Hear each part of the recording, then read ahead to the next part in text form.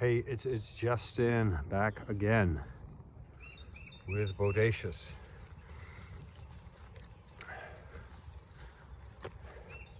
You know, it's amazing. You look at buildings like that, you think, my God, the labor, the man hours to build something like that.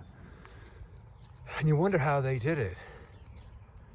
And I think one of the things that is different about the world today is there's this obsession with efficiency where you think, well, we wouldn't want to, there's Mount Adams back there, way back. We wouldn't want to, we can't do that because that's inefficient. Too much labor, we can't do that. And one of the things that I think is one of the sort of the weird things that got lost, or the mysterious things that has gotten lost, is that economics is not particularly efficient. I mean, putting people to work, I mean, that may well be a WPA building. I think it's before the WPA, actually, probably a long time before.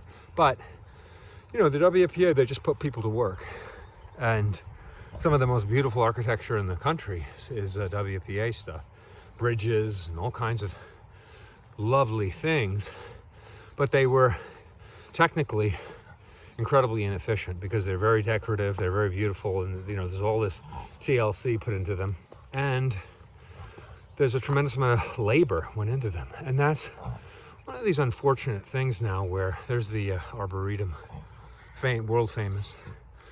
They have a butterfly show once a year, and they fill the place with exotic butterflies. It's incredible. You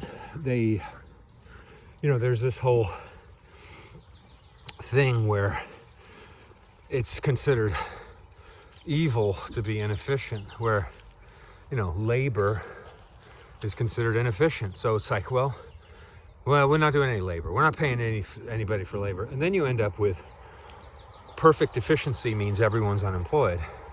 But then you don't want to have basic minimum income because that's just welfare. So you get into this weird thing where, you know, you don't want, you know, you hit a brick wall where you're like, well, okay, too many people are not working, and labor is considered intolerably inefficient. So then you end up with a lot of people on, I don't know, homeless, something, incarcerated, which costs a lot of money. So I think it's really one of these weird, unfortunate parts of modern life where we've sort of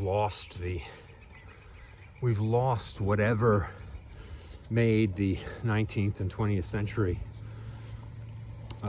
as kind of legendary as it is regarding the United States and the building up of this country and all the interesting buildings and institutions that we have. And I don't know what the answer is, but it is unfortunate that you see something. I don't know if you can see that tower.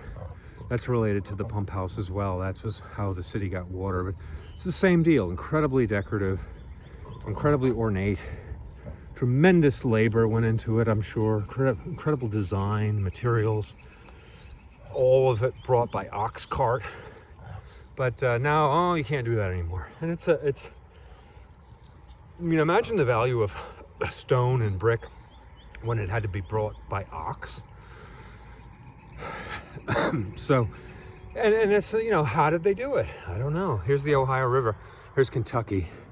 This is one of the most breathtaking places in Cincinnati. And, you know, here's the deal. Here, I'll bring it up to contemporary times. Is that when Peter Zion talks about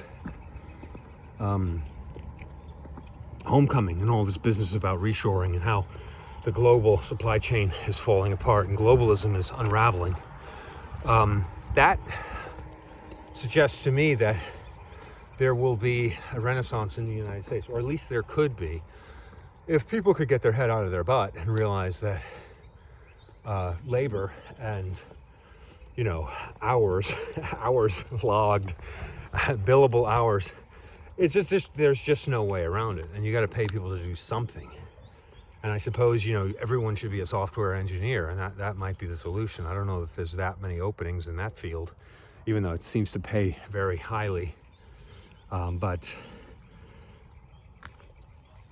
But you know, it's funny to me that the issue of people will talk about inflation, but they won't talk about how, hey, you know, inflation isn't such a big deal if your income tracks adequately. If your income syncs up with the rate of inflation, it's not such a big deal. And yeah, that's not the only issue with inflation, but I feel like it's the big one, because when you have people in their prime years making money and getting paid relative to the rate of inflation, or their pay goes up relative to inflation or goes down relative to deflation, that makes a huge difference. I mean, I think that really makes all the difference. Sorry about the music, just pumping it up today in that car. Anyway, here we are.